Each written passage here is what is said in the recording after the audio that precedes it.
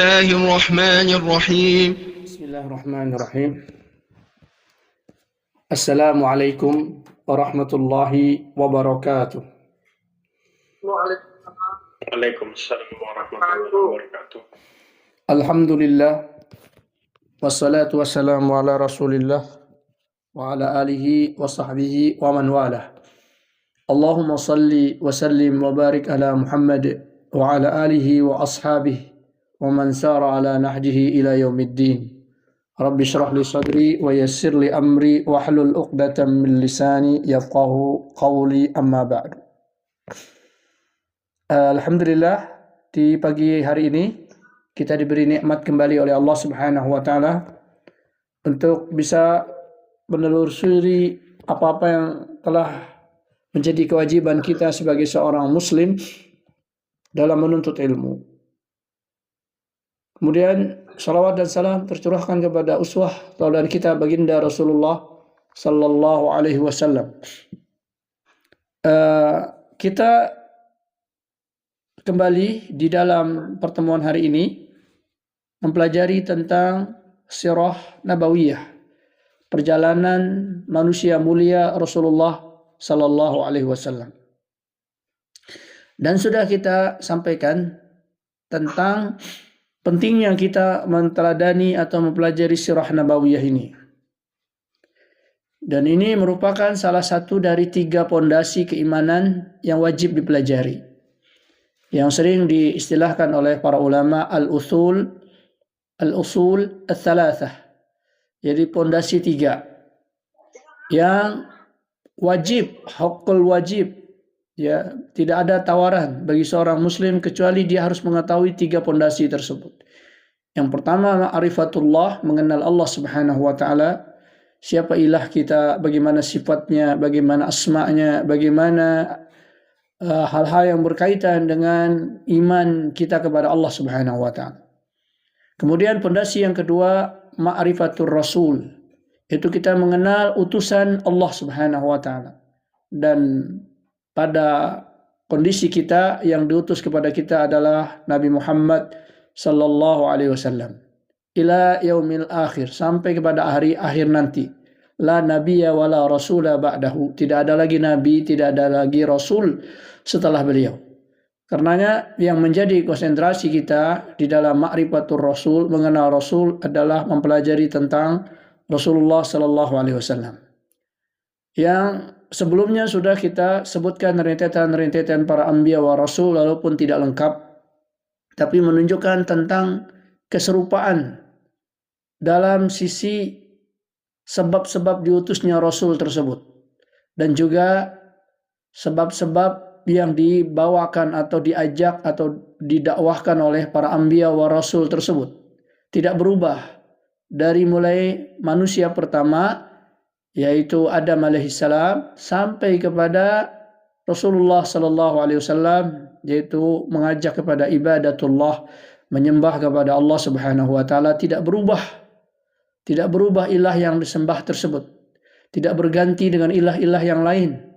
Semuanya rentetan az-zahabiyah, ya, rentetan emas yang saling kait mengait, dan kita diperintahkan la nufarriqu baina ahadihim, kita tidak memisah-misahkan, tidak membeda-bedakan bainar rusuli, antara para rasul yang diutus, wal anbiya, dan para anbiya tersebut.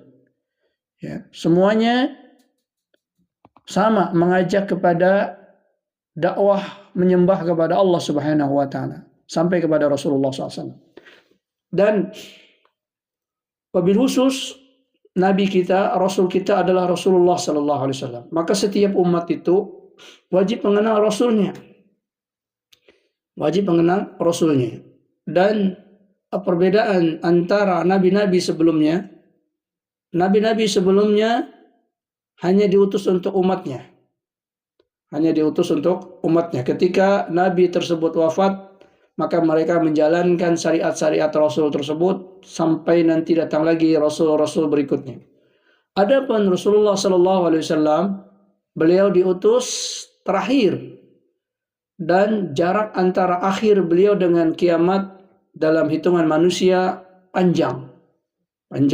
Walaupun di dalam hitungan Allah Tabaraka wa Ta'ala dikatakan oleh Rasulullah, istuwa yaumal qiyamah kahataini, kata Rasulullah. Aku diutus menjadi Rasul dan datangnya hari kiamat itu seperti dua jari yang berdekatan. Artinya di antara tanda-tanda dekatnya hari kiamat adalah diutusnya Rasulullah. Diutusnya Rasulullah. Ketika kalau sudah diutusnya Rasulullah, tidak ada lagi peristiwa-peristiwa kenabian, kerasulan, kecuali dunia ini akan berakhir.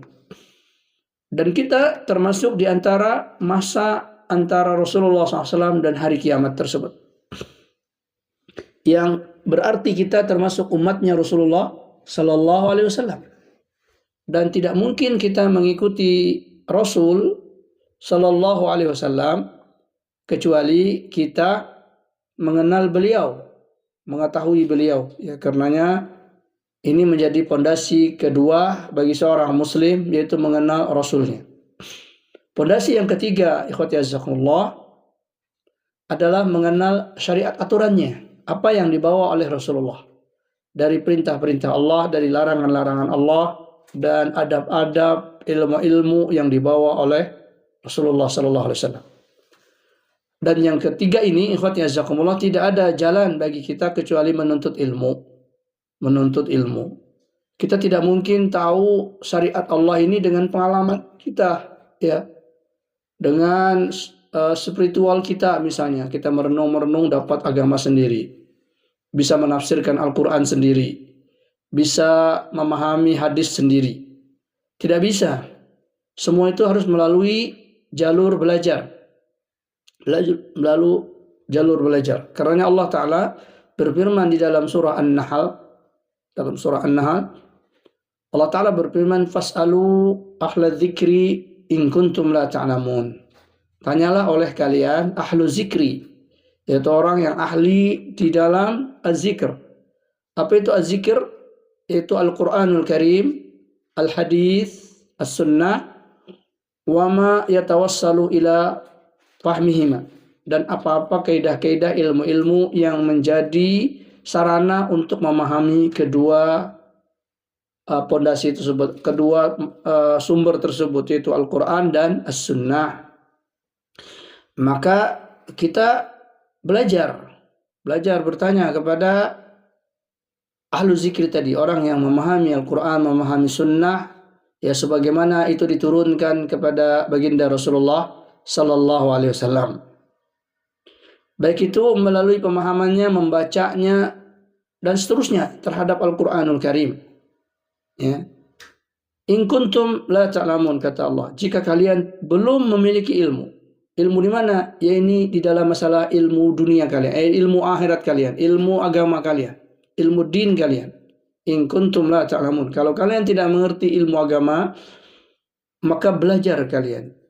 Ya, dan itu wajib hukumnya. Tidak mungkin lepas dari kita kecuali belajar agama ini. Karena agama ini tidak bisa tadi didapatkan dengan pengalaman-pengalaman. Dan itu ikhwati azakumullah, Bapak Ibu sekalian, berbeda dengan permasalahan dunia.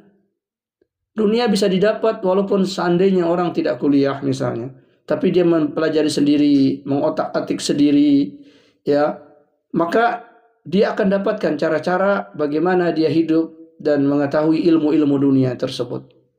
Ya, karena kita kenal di dalam kehidupan dunia ini ada istilah royalti. Ya, royalti itu apa? Yaitu seseorang yang menekuni dunia dengan hal-hal yang tertentu, dia pelajari, lalu dia ketemu teorinya, dia ketemu cara-cara yang lebih mudah dari yang lain, yang lebih gampang, lalu dialah yang berhak atas teori tersebut. Itu menunjukkan bahwa tidak ada yang ngajarinnya. Ya, kalau ada yang mengajarinya, maka dia akan terlibat dalam royalti itu. Tapi kalau royalti pribadi, berarti dia yang menemukan teori-teorinya. Dan itu memungkinkan di dalam masalah duniawi. Dan terjadi, ya, di mana ada orang tidak ada gurunya, kemudian dia bongkar sendiri, dia pelajari, oh ternyata kalau begini ini lambat.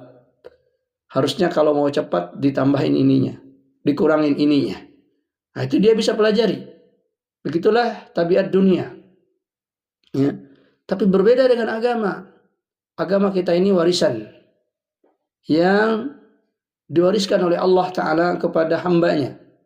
Langsung, tidak ada akal yang bisa menemukan tentang agama ini. Maka Allah utus para anbiya war rasul, dan juga kita diutus rasul yang terakhir, yaitu Nabi Muhammad sallallahu alaihi wasallam.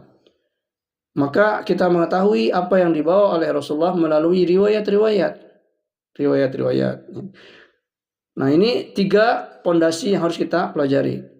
Dan wajib setiap muslim itu mengambil waktunya, sebagaimana kewajiban dia sholat, ya, kewajiban dia saum, maka dia wajib tahu ilmu tentang saum, tahu ilmu tentang sholat, tahu ilmu tentang haji, ya, tentang hal-hal yang dia akan lakukan di dalam perkara agama ini. Ya, karenanya Ali bin Abi Thalib radhiyallahu anhu itu mengatakan, orang kalau masuk di waktu pagi, maka manusia itu terbagi menjadi 3, ya, menjadi 3. Kata Ali bin Abi Thalib radhiyallahu anhu, dia mengatakan setiap masuk waktu pagi, maka manusia itu menjadi 3 kelompok. Yang pertama, alimun rabbaniyun, seorang alim yang mengenal tentang ketuhanan, tentang Allah, tentang Rasulnya, tentang syariat ini. Ketika di waktu pagi dia sudah mengetahui perkara-perkara agama. Berarti apa? Dia sudah menunaikan kewajibannya menuntut ilmu, dia pelajari tentang apa-apa yang telah diturunkan oleh Allah menjadi syariat, bagaimana cara menyembah Allah, bagaimana mentauhidkan Allah. Ya, ini dia pelajari sehingga di esok harinya dia sudah paham. Ini orang pertama. Orang kedua, kata Ali bin Abi Thalib, adalah muta'alimun ila sabilin najah. Orang yang belajar untuk menelusuri jalan kebaikan, jalan kesuksesan. Nah, ini kelompok yang kedua. Dan kesuksesan tidak ada kecuali dia benar ibadah kepada Allah. Ya, dia mengetahui tentang syariat Allah. Maka dia tidak tahu. Maka dia belajar. Ya, dia belajar memenuhi harinya. Dan tidak ada batasan waktu di dalam belajar ini. Ya, tidak ada kewajiban belajar ini gugur, ya, apabila orang itu sudah tua misalnya. Tetap dia belajar tentang agama ini, mempelajari dari Al-Quran, dari hadis-hadis Rasulullah, dari aidil ulama al-ajilla, ya, di hadapan para ulama-ulama yang mulia. Dia pelajari itu melalui riwayat-riwayat yang sampai kepada Rasulullah sallallahu alaihi wasallam. Nah, kemudian yang ketiga, kata Ali bin Abi Thalib, di antara jenis manusia itu adalah hamujun,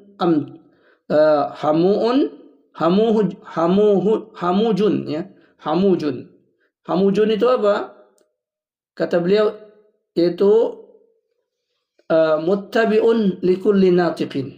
Jadi orang yang selalu mengekor setiap orang berbicara. Orang bicara di sini, dia ikutan bicara di sini. Orang bicara di sana, dia ikutan bicara di sana. Ka'amti'atun, seperti lilin, ya, seperti lilin. Apabila ditiup dari timur, maka dia mengarah ke barat. Apabila ditiup dari barat, dia mengarah ke timur. Dari mana angin datang? Ya, kalau di masa kita sekarang ini, mana yang viral, wah, dia rame di situ. Dan dia ikutan bicara, mengekor. Yang penting rame, orang senang.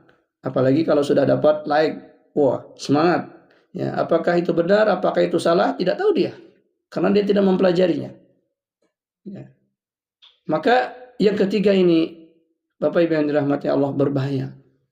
Ya. Sebab bisa jadi omongan kita, perbuatan kita justru mencelakakan kita, ya, memasukkan kita ke dalam murkanya Allah Subhanahu wa Ta'ala. Ya, karena sering kita sampaikan, kita ajarkan tentang doa Rasulullah SAW, di mana Rasulullah SAW berdoa, Allahumma inni as'alukal jannah wa ma qarraba ilaiha min qaulin wa amal. Ya Allah, aku meminta kepada Engkau surga dan apa-apa yang mendekatkan kepada surga, baik omongan maupun perbuatan. Berarti ada omongan kita, perbuatan kita yang mendekatkan kita kepada surga, maka kita minta kepada Allah itu. Kemudian juga kita berlindung, Allahumma inna na'udzubika minan nar. Ya Allah, aku berlindung kepada Engkau dari neraka. wa ma qarraba ilaiha, dan apa-apa yang mendekatkan kepada neraka, min qaulin wa amal, baik itu omongan maupun ucapan. Oh, berarti ada omongan yang bisa mendekatkan kita kepada neraka, ada perbuatan yang mendekatkan kita kepada neraka. Kalau kita tidak memiliki pengetahuan ilmu yang datang dari Allah, bisa jadi apa yang kita omongkan, yang kita anggap remeh-temeh, ya, yang kita anggap tidak mengapa, tidak bermasalah, tiba-tiba indallahi azim, ternyata di sisi Allah berat, ya, menyebabkan kita kena bencana. Karena kalau dia hamujun, hanya sekedar ngikutin banyak orang yang viral-viral, ikut terlibat di situ, maka dia menjadi pengekor. Dan orang yang mengekor tidak mengetahui apa yang dia ekor ini benar apa salah. Ya, maka kita wajib belajar dengan segala sarana yang kita miliki. Kita memiliki sarana waktu, kita memiliki sarana dana, kita memiliki sarana kesehatan, kelapangan, maka wajib kita menjadikan hal tersebut bahagian dari melaksanakan perintah Allah. Nah, ikhwati azakumullah, di pagi hari ini yang kita konsentrasikan adalah ma'rifatul Rasul, mengenal Rasul. Sama dengan yang lain-lainnya, tokoh Rasulullah SAW banyak diceritakan orang dari mulut ke mulut, ya, dari majelis ke majelis. Namun supaya kita mengetahui benarnya berita tentang Rasulullah SAW, maka di sini kita menggunakan rujukan. Ya. Pengarang kitab Sahih Sirah Nabawiyah menyebutkan bahwa kalau orang berbicara tentang Rasulullah, maka dia harus menunjukkan sumber yang dia pegang tentang cerita Rasulullah SAW tersebut. Karena menceritakan Rasulullah ini nggak bisa seperti kita menceritakan dongeng-dongeng yang cuman viral, ya. Maka harus ada maroji atau masadir, sumber-sumber yang mengokohkan apa yang kita katakan. Di sini ada 4 masadir, ya. Ada 4. Ini yang saya bagikan kelihatan ya? Ya, kelihatan Ustaz. Ya, sengaja saya pakai bahasa Arab, ya. Memang kita bahasa Arab supaya memang ada motivasi juga dari para ibu bapak sekalian sedikit demi sedikit belajar tentang bahasa Arab dan mengenal lafal-lafalnya. Sehingga dari kajian kita ini mudah-mudahan dari lafal-lafal yang disebut ini ada yang dihafal dari bahasa Arab, ya, sehingga tidak menjadi sangat asing sekali dengan bahasa Arab. Karena tetap kita pakai bahasa Arab. Nanti Bapak Ibu bisa mencatatnya dengan bahasa masing-masing. Nah, sumber yang dijadikan kalau kita bercerita dan mengenal Rasulullah itu harus ada dari Al-Quran. Ya, harus dari Al-Quranul Karim. Ya, kita mengatakan begini, ada nggak bukti kisah itu di dalam Al-Quran? Dan tentunya Al-Quran diturunkan kepada Rasulullah. Siapa yang paling banyak diceritakan di Al-Quran? Tentunya Rasulullah SAW. Walaupun tidak spesifik dengan menyebut nama, ya. Kalau disebut nama, yang paling banyak disebut di Al-Quran adalah Nabi Musa. Tapi dari spesifik cerita, kemudian gelar-gelar, kata ganti, itu banyak menceritakan tentang Rasulullah SAW. Ya, diantaranya dengan kata ganti kamu. Ya, alam nashrah laka sadrak. Tidaklah kami melapangkan dadamu. Mu di sini siapa? Kamu di sini siapa? Tentunya Rasulullah. Ya, karena sumber Al-Quran ini banyak sekali menceritakan tentang Rasulullah Sallallahu Alaihi Wasallam. Dan inilah sumber terpercaya yang tidak ada keraguan. La raiba fih, tidak ada keraguan cerita tentang Rasulullah maupun tentang nabi-nabi sebelumnya.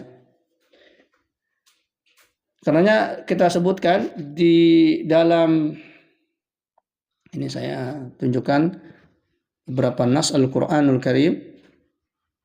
Ya.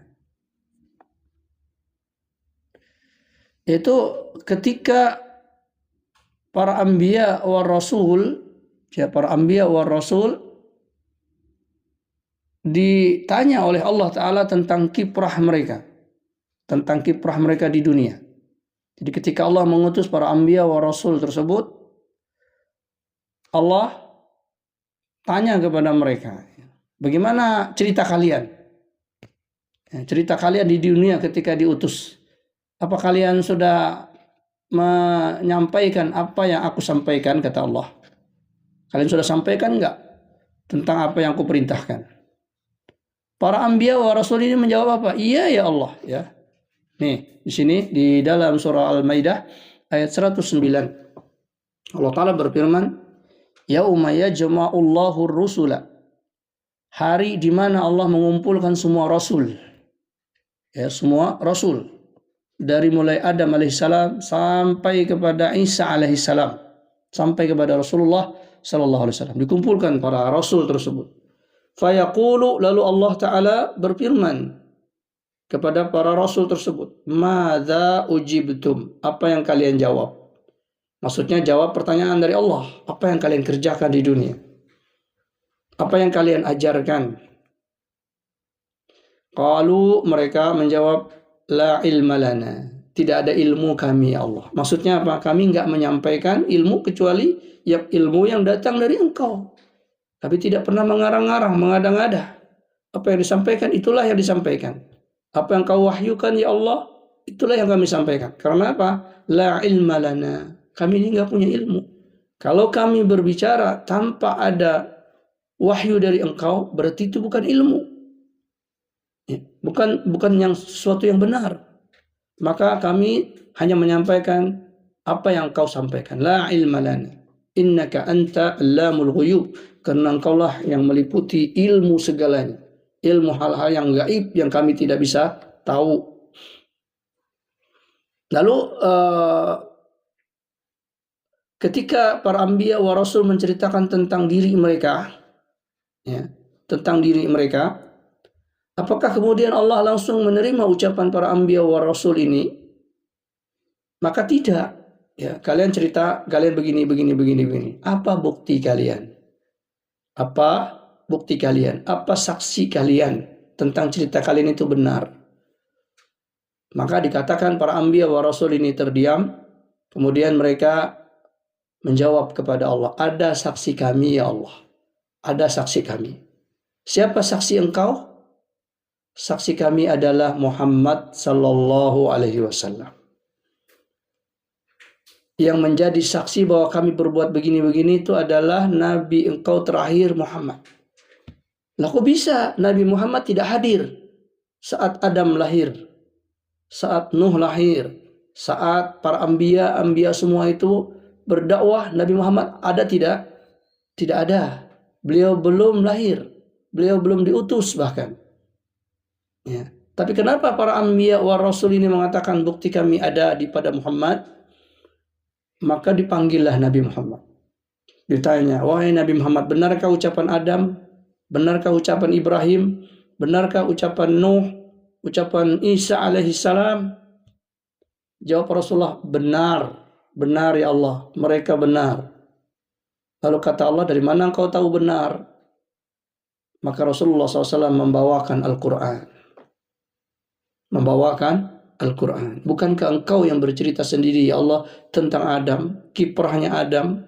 Engkau sendiri ya Allah yang bercerita tentang Nuh, tentang Ibrahim, dan seterusnya dari para anbiya tersebut. Maka selesailah pengadilan tersebut. Ya.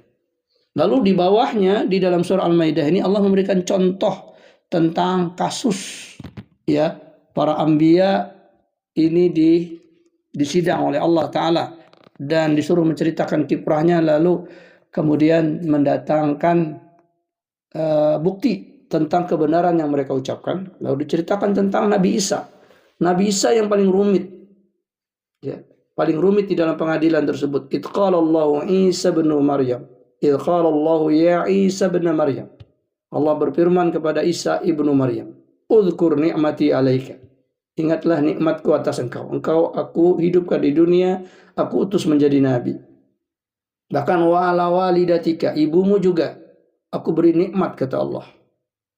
Id ayyatuka bi ruhil kudus. Ketika aku kuatkan engkau dengan Ruh Kudus, yaitu dengan Jibril yang langsung meniupkan ruh Nabi Isa alaihissalam di rahim ibunda beliau. Dan seterusnya ya. Ini bisa antum Bapak Ibu sekalian baca, renungkan makna ayat ini sampai akhir surah Al-Maidah ini bercerita bahwa yang menegakkan cerita para anbiya di hadapan Allah itu adalah Al-Qur'anul Karim. Al-Quran Al-Karim. Nah, melalui metode ini kita tidak bisa menerapkan tentang cerita Rasul. Kita mengatakan Rasul begini, Rasul begitu. Apa buktinya? Apa bukti kalian bahwa Rasul begini, begitu? Maka tidak lain itu harus dikembalikan cerita itu kepada Al-Quran. Ada nggak Al-Quran menceritakannya? Ya begitu pula metode yang sudah kita terapkan di pertemuan-pertemuan lalu ketika kita menceritakan Nabi Hud, ya, Nabi Nuh, Nabi Adam, semuanya kita ambil dari apa yang disebut di dalam Al-Quranul Karim. Kemudian sumber kedua adalah kutubul hadis wa musannafatuhu. Kitab-kitab hadis dan apa-apa yang ditulis di dalam perkara hadis, yaitu di antaranya syarah-syarahnya, ya, seperti Fathul Bari, seperti Al-Majmu', ya, seperti kitab-kitab Syuruhul Hadis, ya, Al-Ihkam, ya, karangan Al-Imam Daqiqul Aid, dan lain-lain dari kitab-kitab yang menjelaskan tentang hadis-hadis. Kita menyebutkan Rasulullah begini, ada riwayatnya. Ya, dari Rasulullah diceritakan oleh sahabat diambil lagi oleh para tabi'in diceritakan oleh tabi'in, ya, diceritakan sampai kepada para penulis hadis. Ya, berhenti kepada penulis hadis, kepada Imam Bukhari, Imam Muslim. Nah, kita tahunya dari mana? Dari kitab Bukhari. Ya, dan itu sanad hanya sebagai tradisi saja. Tapi kita langsung merujuk kepada kitabnya.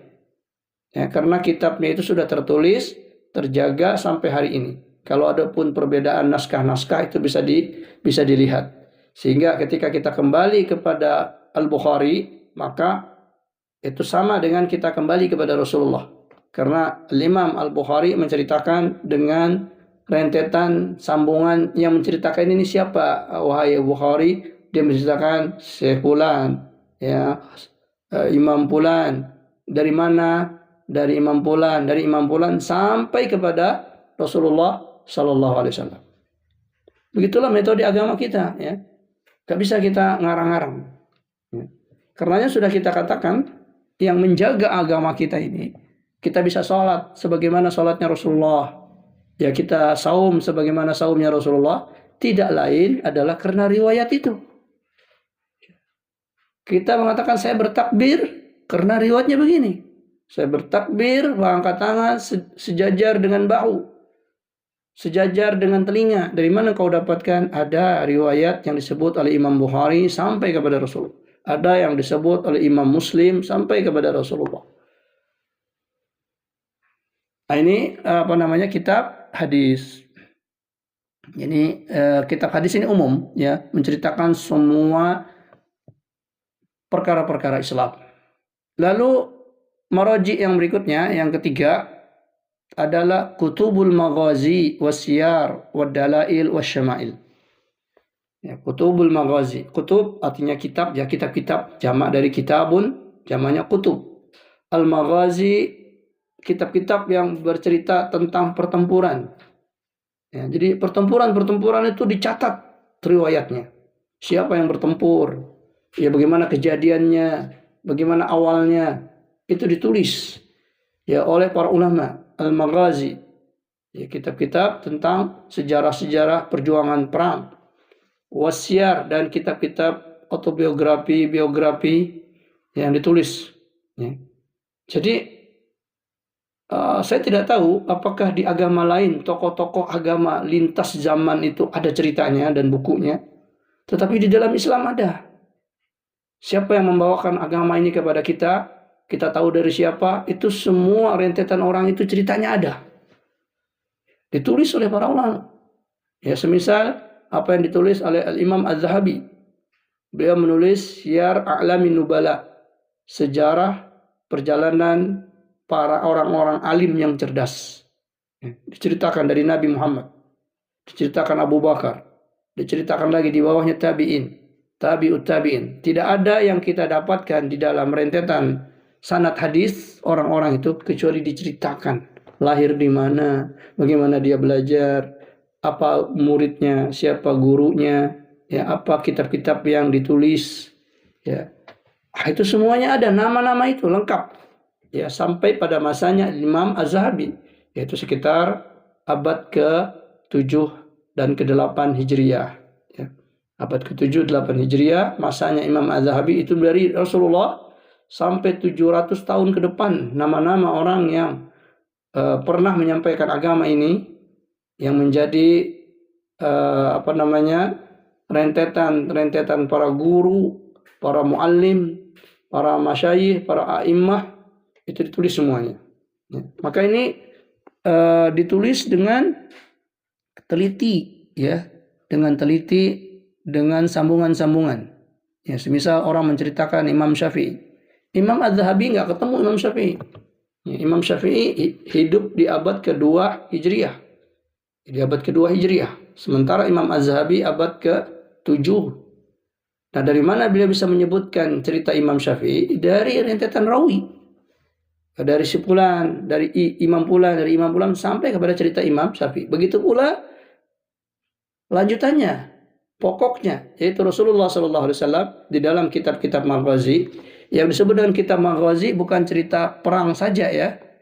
Yang disebut Maghazi itu adalah kitab yang menceritakan tentang perang, tetapi ada rentetan rawinya.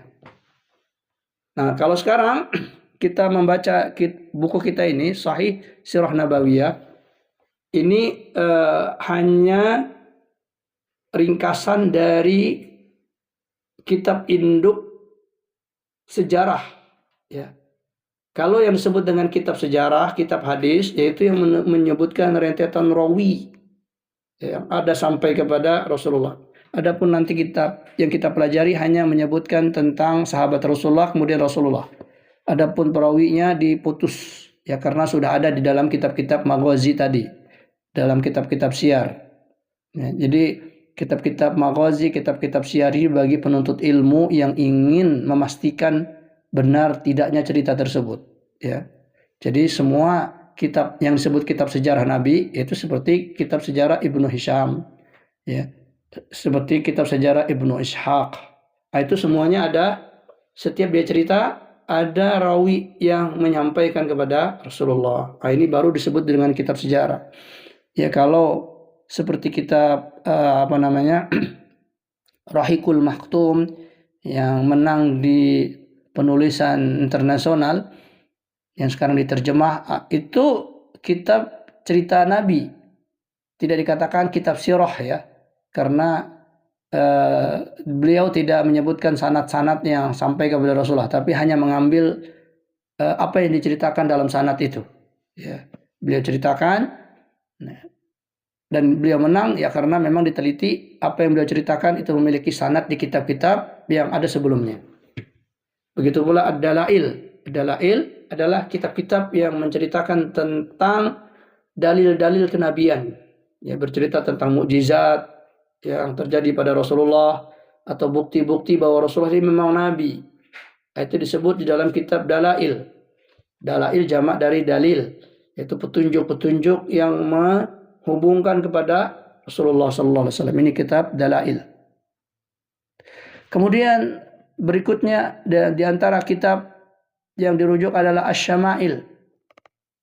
Asy-Syama'il adalah kitab yang juga bersanad, disebutkan rawi-rawinya sampai kepada Rasulullah, yang ini membahas khusus tentang sifat-sifat pribadi dan adab-adab Rasulullah. Bagaimana wajah beliau, bagaimana rambut beliau, bagaimana postur tubuh beliau, bagaimana cara berjalan beliau. Ini semuanya ada di kitab Asy-Syama'il. Di antara kitab yang banyak dirujuk oleh para ulama tentang Syama'il adalah kitab yang ditulis oleh Al-Imam At-Tirmidzi, yaitu yang beliau judul Asy-Syama'il Al-Muhammadiyah. Asy-Syama'il Al-Muhammadiyah. Jadi ciri-ciri fisik, ciri-ciri adab dari Nabi Muhammad Sallallahu Alaihi Wasallam. Sampai begitu detailnya ya. Dan ini memang bukan sesuatu berlebihan, tetapi memang hajat ya. Hajat kita mengenal Rasulullah itu demikian, sampai kepada jumlah uban beliau berapa ya. Sampai kepada keluarga beliau siapa saja, keturunan beliau siapa saja. Dan di antara kepentingan itu di zaman kita sekarang ini betapa banyak orang yang mengaku-ngaku bermimpi ketemu Rasulullah. Ya, dan ini menjadi salah satu marketing pribadi untuk menaikkan jual diri. Ya, jual diri dia, maka di antara manusia itu ada yang mengaku-ngaku dia bertemu dengan Rasulullah. Bahkan ada di antara mereka yang mengaku bertemu Rasulullah langsung tanpa mimpi. Maka pengakuan-pengakuan ini akan liar kalau tidak ada apa? Tidak ada maroji, tidak ada bukti yang bisa menentukan dia ini benar-benar mimpi kepada Rasulullah atau cuma ngarang-ngarang mimpi. Karena para ulama ketika ada orang mengaku mimpi bertemu Rasulullah, maka ditanya, ceritakan kepada kami bagaimana sosok yang kau lihat itu. Ya. Maka ketahuan orang yang berdusta dengan orang yang benar-benar. Nah, kalau dia menceritakan tentang sosok tersebut tapi diteliti di dalam kitab Syama'il, kok beda?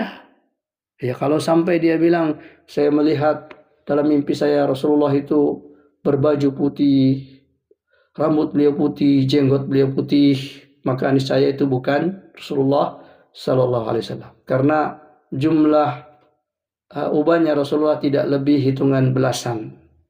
Ya. Jadi Rasulullah itu terlihat belia. Yang banyak ubannya justru Abu Bakar As-Siddiq. Ya, karenanya ketika hijrah Rasulullah bersama Abu Bakar, itu orang menyangka Abu Bakar Nabi. Ya. Orang nggak tahu kalau yang di samping Rasulullah, di samping Abu Bakar adalah Rasulullah. Karena yang nampak tua, nampak kelihatan lebih lebih layak untuk dimuliakan adalah Abu Bakar.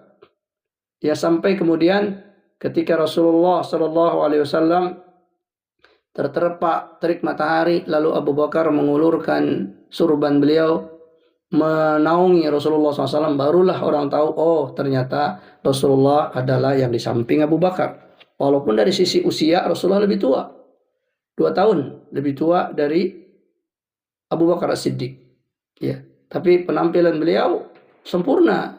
Ya, Allah menyempurnakan kenabian tersebut. Nah, ini diantara pentingnya rujukan ini.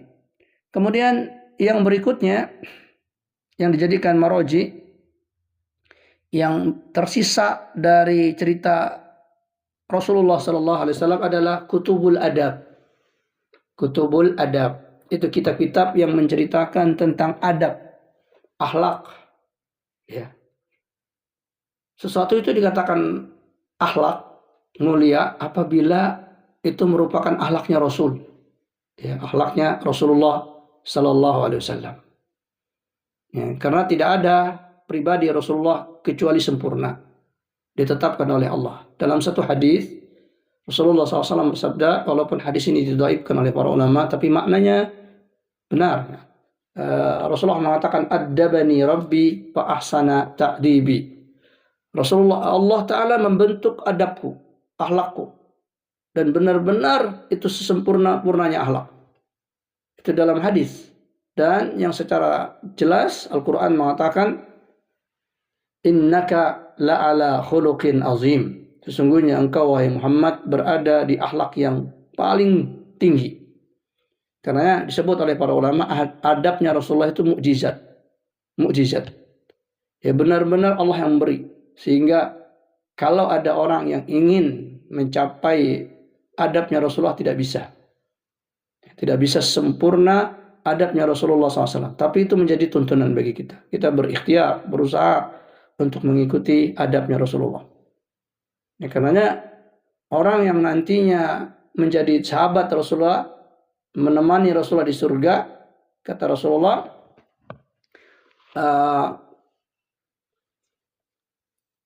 ahsanukum khuluqa. Jadi aqrabu minkum manzilatan yaumal qiyamah minni, orang yang paling dekat denganku nanti kedudukannya di hari kiamat, ahsanukum khuluqa, orang yang paling bagus akhlaknya. Ya, bagusnya seperti apa? Ya, bukan hanya sekedar nunduk-nunduk, cium-cium tangan, bolak-balik seperti itu jalan merunduk, tidak. Tapi yang dimaksud dengan khuluq akhlak adalah yang mencontoh Rasulullah Sallallahu Alaihi Wasallam di dalam berakhlak. Nah, ini terselip di sini cerita-cerita tentang Rasulullah, tentang adab Rasulullah Sallallahu Alaihi Wasallam. Dinukil oleh para ulama tentang adab-adab itu, adab makan, ya, adab berkeluarga, adab dengan berbincang dengan para sahabat-sahabat beliau dan lain-lain. Berarti di sini ada cerita tentang Rasulullah, dirujuk. Kemudian wal lughah, lughah itu artinya bahasa Arab. Tapi lughah itu sebenarnya bahasa umum, bahasa. Tapi yang dimaksud di sini adalah buku-buku yang mengajarkan bagaimana mengerti bahasa Arab. Ya. Maka di antara contoh-contoh bahasa yang benar adalah ucapan Rasulullah. Ya, Rasulullah ini tidak pernah belajar bahasa, ya. Tidak pernah belajar bahasa, tidak pernah belajar nahwu, tidak pernah belajar sorob, tapi ucapan beliau fasih. Fasih. Tidak ada kesalahan sedikit pun dari grammarnya, dari tata bahasanya. Padahal beliau tidak pernah kuliah. Jangan Bapak Ibu sekalian sangka orang-orang Arab itu bisa bahasa Arab. Rata-rata orang Arab tidak bisa bahasa Arab. Tidak bisa bahasa Arab. Yang terjadi adalah mereka berbahasa dengan bahasa daerah mereka. Ya. Yang disebut dengan bahasa Arab adalah bahasa Al-Quran. Suku manapun akan paham. Ya. Tapi yang kebanyakan yang terjadi sedikit. Bahkan orang Arab sendiri nggak ngerti bahasa Arab. Ya. Sehingga ketika kita berbahasa Arab di sana, mereka akan tahu bahwa kita adalah mustaqafun. Jadi orang-orang yang memiliki kapasitas ilmu. Jadi kalau ada orang datang di sana bisa bahasa Arab fushah, mereka sama dengan kita meyakini bahwa orang ini orang alim. Orang yang paling tidak punya pengetahuan ilmu. Maka sikap mereka akan lain. Ya, penghormatan, penghargaan kepada kita. Ya. Maka di antara benar tidaknya orang berbicara itu dirujuk kepada omongan Rasulullah. Ya. Oh, ini benar secara kaidah. Buktinya Rasulullah ngomong begini. Menjadi bukti. Sehingga di setiap buku-buku bahasa itu ada terselip cerita tentang Rasulullah, tentang omongan beliau, tentang nada suara beliau dan lain-lain sebagainya. Ya, ada. Nah, ini juga dijadikan rujukan. Ya, tersebar di dalam kitab-kitab nahwu, kitab sorob, ada hal-hal yang dinukil tentang omongan Rasulullah, tentang bacaan Rasulullah terhadap Al-Quran, dan juga cerita-cerita sahabat-sahabat Rasulullah tentang gaya bahasa mereka. Ya, karena sefasih-fasihnya lisan adalah Rasulullah SAW. Kemudian para sahabatnya.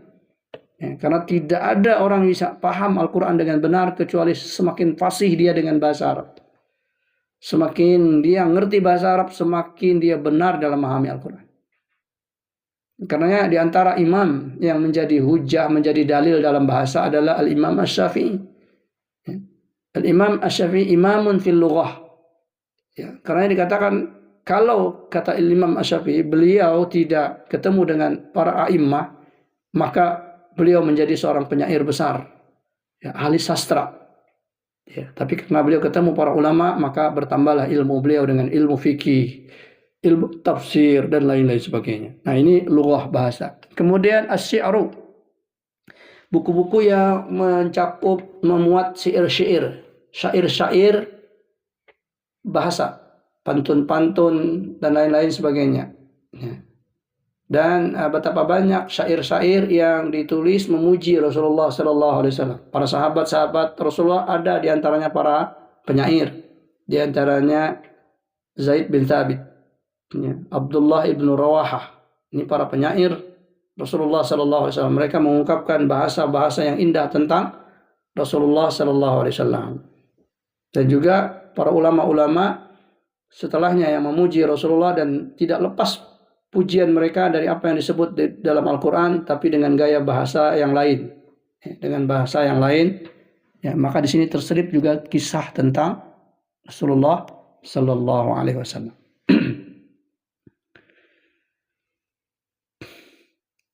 Nah, kemudian ini kita mukadimah dahulu tentang bagaimana kita bisa bicara tentang sejarah Nabi itu. Tadi harus mencakup kitab-kitab ini.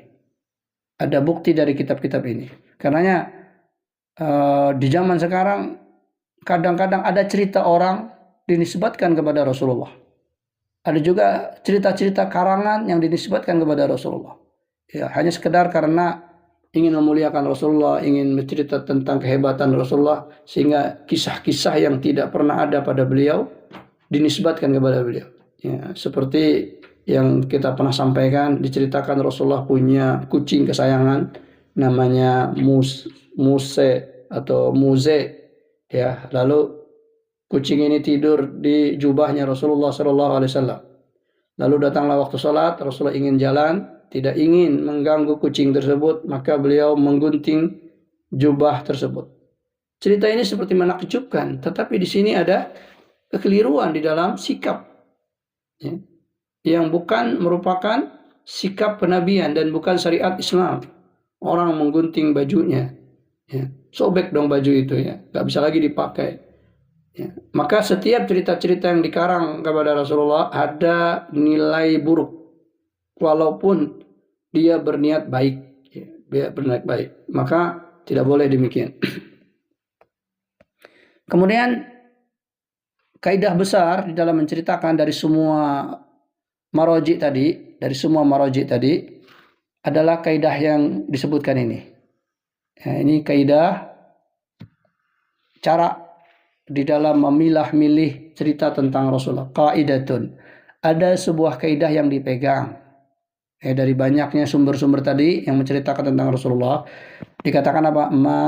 Sesuatu riwayat cerita tentang Rasulullah, jaa yang didapatkan atau yang datang fi kutubil hadis sahih, di dalam kitab-kitab hadis yang sahih, min riwayatin, dari riwayat-riwayat yang bisa dipercaya, lisirah, yang menceritakan tentang kehidupan Rasulullah SAW, maka itu muqaddamun, harus lebih didahulukan dari cerita-cerita yang ada tambahan tapi lemah, mungkin terlihat lemah. Maka yang hadis sahih ini harus didahulukan. Ya. Ala ma ja'a fi kutubil maghazi, dengan apa yang datang dari kitab-kitab tentang peperangan tadi, tentang adab, tentang bahasa, tentang syair. Jadi yang lebih diutamakan kutubus sahih. Ya. Dan ini banyak ditempuh para ulama-ulama yang memang sangat mengerti tentang riwayat-riwayat hadis yang sahih.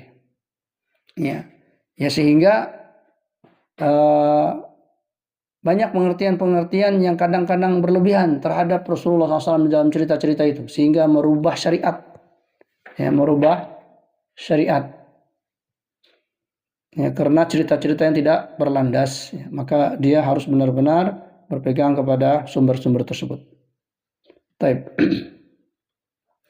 Ini saya lewatkan beberapa perkara. Kemudian di sini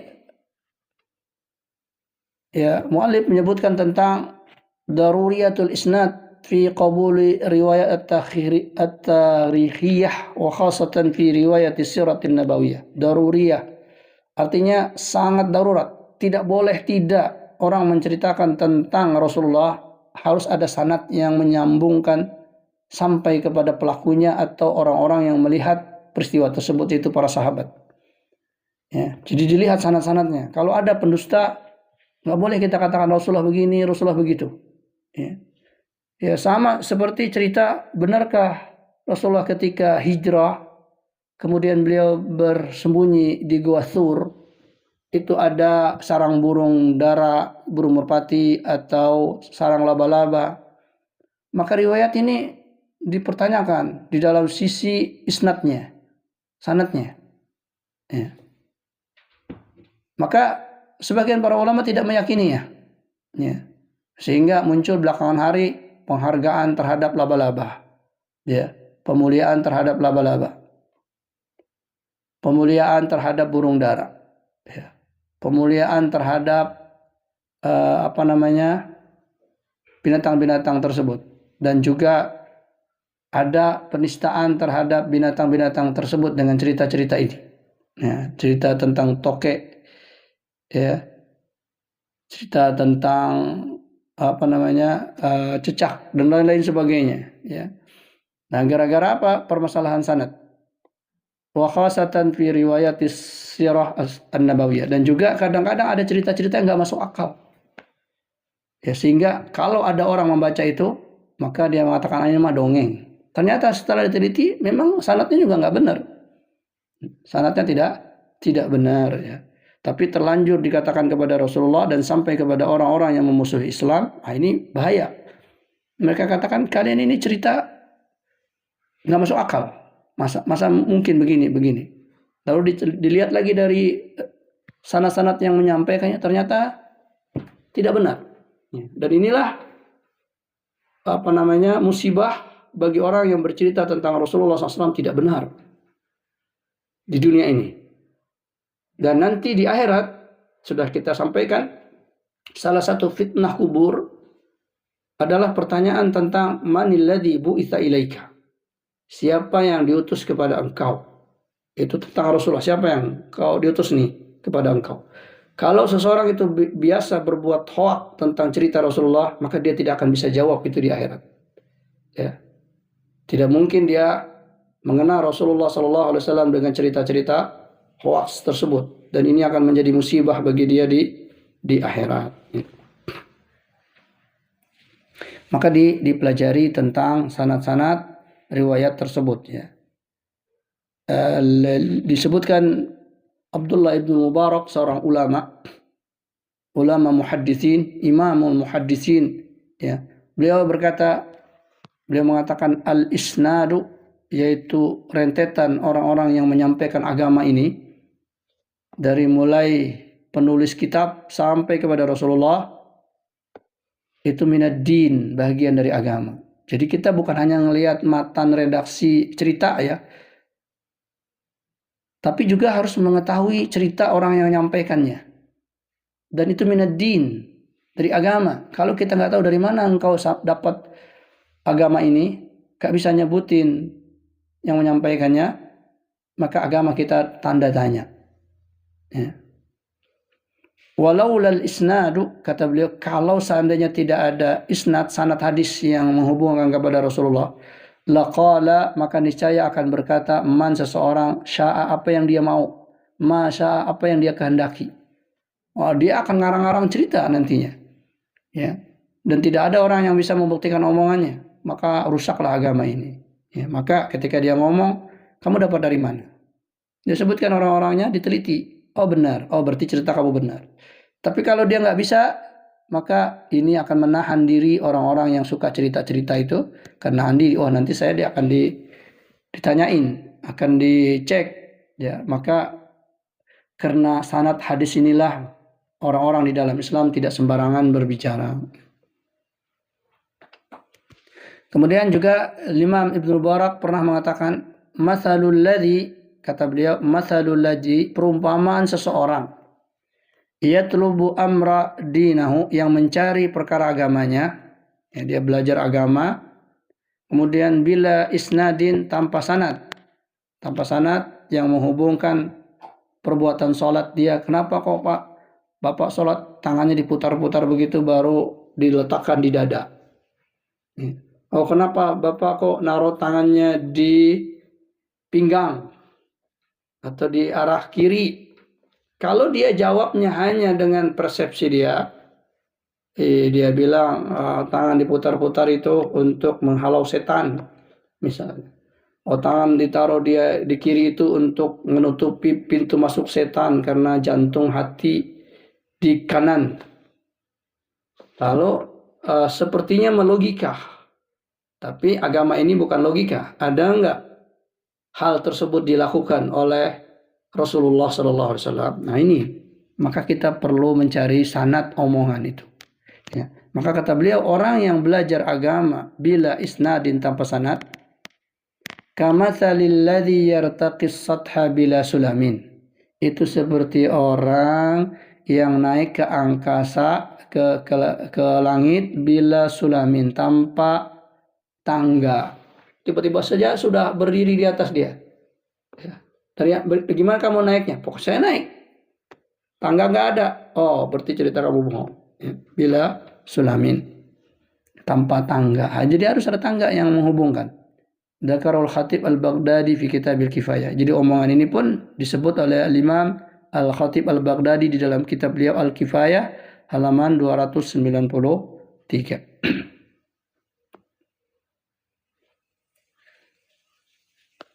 Ya, ini perlu saya sampaikan ya. Jadi ini menjadi landasan bagi kita, bukan hanya sekedar mendengar cerita Rasulullah SAW, tapi ada bukti. Dan kita berjalan di atas metode ini. Kemudian Al-Imam Asy-Syafi'i disebutkan di sini, Al-Imam Asy-Syafi'i. Ya, Al-Imam Asy-Syafi'i dikatakan wasafa al-Imam Asy-Syafi'i. Al-Imam Asy-Syafi'i memberikan sifat alladzi yatlubul hadis, orang yang mendapatkan hadis, ya dapat hadis. Ya, kalau kita sekarang ini ada yang ngirim di WA, riwayat begini-begini, ya bahkan ditambah di belakangnya. Kalau Anda tidak menyebarkan ini, tunggulah kesialan dalam 3 hari, misalnya ya. Model-model begitu. Datang tuh hadis, cerita. Bahkan kadang-kadang bercerita tentang Rasulullah, berita tentang agama. Tetapi apabila isnadin, tanpa ada sanad yang bisa dipercaya menghubungkan cerita itu, omongan itu, ya kepada Rasulullah SAW, itu kata beliau seperti apa? Kamatsali khatibil laili, kamatsali khatibi al-laili, seperti orang yang melamar Laila.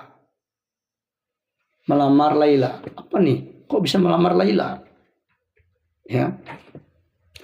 Nah, ini ada ceritanya ya. Zaman dahulu ada seorang perempuan yang sangat cantik. Sangat cantik sehingga semua orang mengaku menjadi kekasih Laila dan mengaku-ngaku dia telah melamar Laila. Ya. Maka kata Laila, semua orang ngaku-ngaku ya melamar saya, tapi saya tidak pernah melihat dia datang melamar. Ya cuman omongan doang. Ya, maka itu seperti orang berbincang tentang agama ini tapi tidak sampai kepada Rasulullah. Dia ngaku ini agamanya Islam, pengikut Rasulullah, tapi ketika ditanya pernah sampai nggak omongan itu kepada Rasulullah, maka tidak. Nah, itu kata Imam Syafi'i seperti orang yang ngaku-ngaku melamar Laila, mengaku sebagai kasih Laila. Ini perumpamaan yang disebutkan oleh Imam Asy-Syafi'i, dan tentunya beliau memberikan perumpamaan ini karena cerita tentang Laila. Mungkin Bapak Ibu pernah dengar sebuah novel tentang Laila Majnun.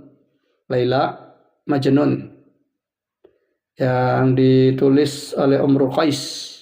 Umrul Qais nulis sebuah roman tentang Laila Majnun. Sebenarnya bukan Laila Majnun, tapi Majnun Laila. Jadi judul yang sebenarnya adalah Majnun Laila. Majnun berarti maksudnya laki-laki yang digilakan oleh Laila. Jadi Lailanya nggak gila. Yang gila siapa? Pemudanya. Saking cintanya kepada Laila. Maka kisah Laila Majnun ini disadur oleh seorang penulis Inggris. Ya, jadi sebuah novel Romeo and Juliet. Ya. Nah, itu saduran dari kisah Umrul Qais tentang Laila Majnun. Ya, karena saking viralnya cerita itu, maka Imam Syafi'i memberikan permisalan seperti itu. Dan orang paham. Zaman dahulu orang paham, dikatakan seperti orang yang melamar Laila. Kalau orang nggak tahu cerita itu, nanti dia akan terjemahkan sini khatibil lail, orang yang melamar malam. Tidak demikian ya. Laila di sini maksudnya Laila yang dikejar oleh orang-orang yang ada ya. Jadi ini permisalan. Taib,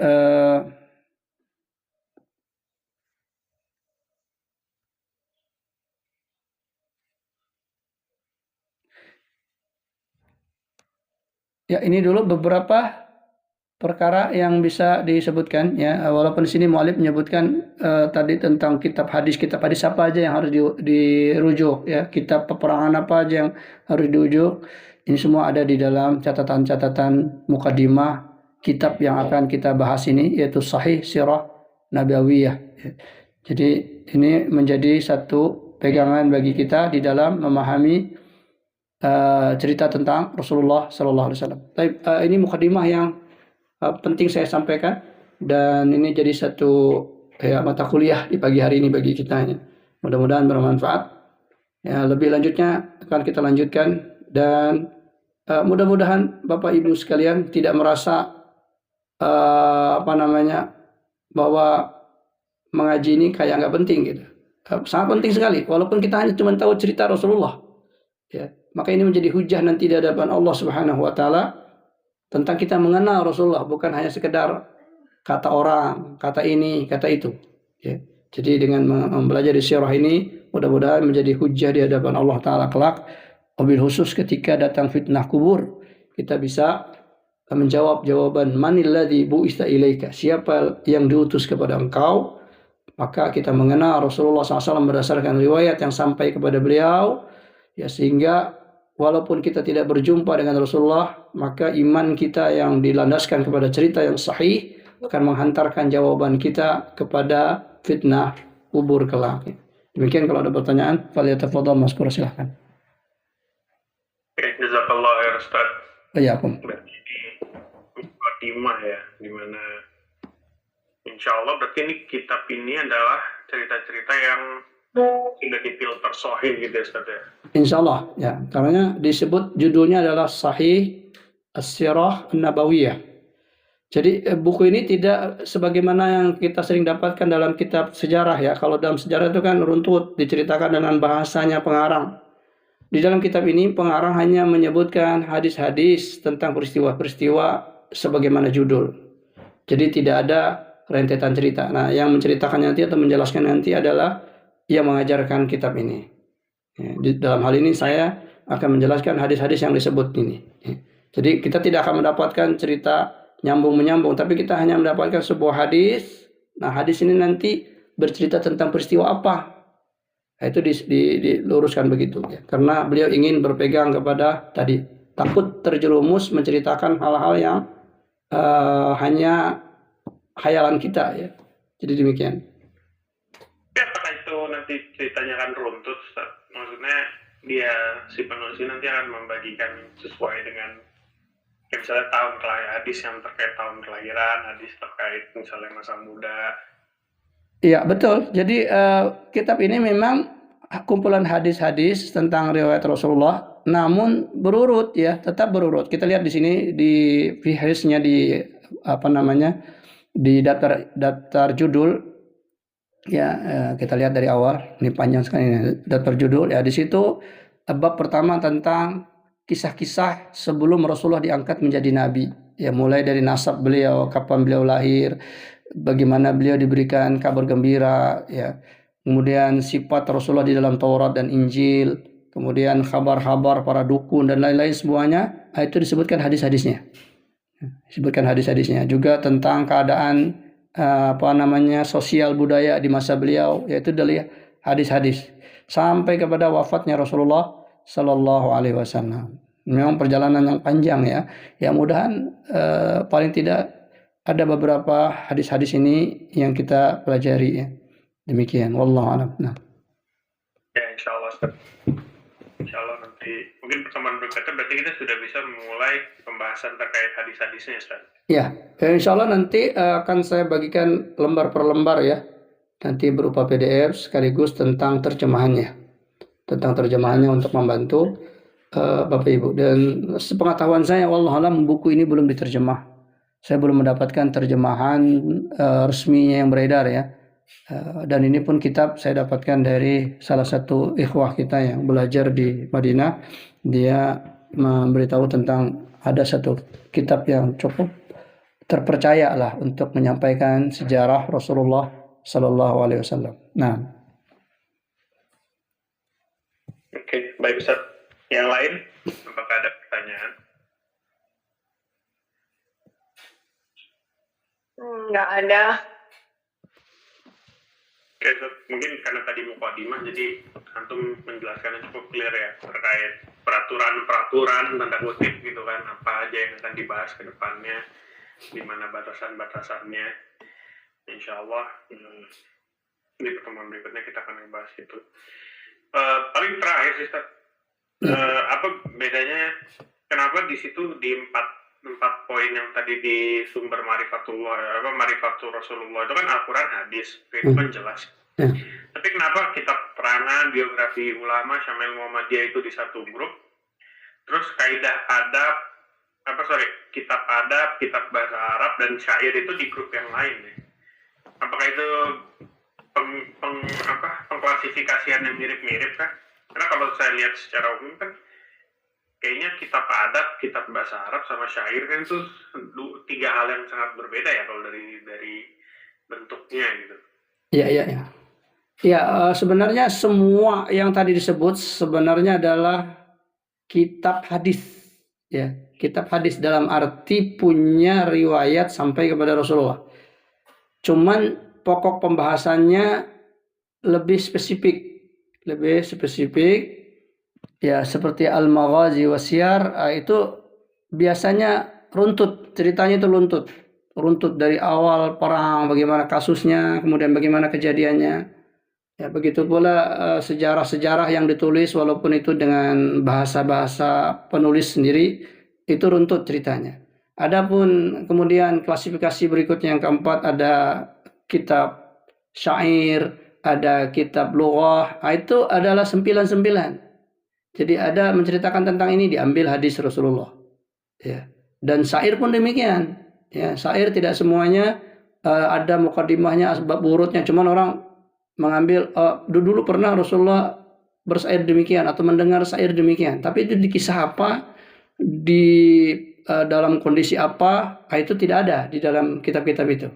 Berbeda dengan kitab sejarah tadi kan runtut, siar, kitab maghazi perang, itu ada runtutan sebelum kejadian-kejadian sehingga nampak seperti buku sejarah yang sama. Beda dengan kitab adab, ketika membicarakan tentang rasa malu, diceritakanlah satu set sejarah dari Rasulullah masukkan ke situ. Tapi itu dulu kisahnya tentang apa, enggak bagaimana, itu tidak ada. Begitu pula syair, begitu pula bahasa. Dia tidak menceritakan sejarah Rasulullah, tetapi menguatkan teori bahasa. Harus begini. Apa landasannya? Diantaranya omongan Rasulullah. Nah, omongan ini runtut sebelumnya apa? Enggak tahu kita. Cuman dinukil, ditaruh di situ sebagai bukti bahwa dulu Rasulullah pernah ngomong begini. Ya, sehingga model antara kitab adab, akhlak, kitab syair, ya kitab tadi itu sifatnya nukilan-nukilan yang tidak berurut, ya, sehingga diklasifikasikan menjadi satu sumber. Jadi sumber yang tercerai-berai di dalam beberapa kitab, tapi ada hubungannya tentang cerita Rasulullah Sallallahu Alaihi Wasallam. Nah, saya rasa begitu alasannya, ya. Sehingga dibikin klasifikasi khusus. Nah. Jazakallah Ustaz atas penjelasannya. Ya, mungkin yang lain nggak ada pertanyaan Ustaz, bisa ditutup. Ya, baik. Alhamdulillah Allah Subhanahu wa taala memberikan kita karunia di kesempatan kali ini. Mudah-mudahan kita dimudahkan di dalam mengenal pribadi Rasulullah SAW dan kita jadikan mempelajari Rasulullah ini untuk menguatkan hati kita di tengah simpang siurnya pandangan-pandangan terhadap Rasulullah. Ada orang menyaksikan kenabian beliau, ya, ada yang menyaksikan tentang sejarah beliau dan sebagainya. Maka dengan belajar sirah ini kita mendapatkan bukti yang sangat kuat bahwa hakun, benar, beliau adalah Rasulullah, dan menjadi kokoh kita, mengokohkan hati kita, mengokohkan istiqamahan kita di dalam Islam. Demikian, semoga Allah Subhanahu wa taala memberikan taufik hidayah. Kita tutup kajian ini dengan doa kepada majelis. Subhanakallahumma wa bihamdika asyhadu an la ilaha illa anta astaghfiruka wa atubu ilaik. Assalamualaikum warahmatullahi wabarakatuh. Waalaikumsalam warahmatullahi wabarakatuh. Jazakallahu khair Ustaz. Wa iyyakum.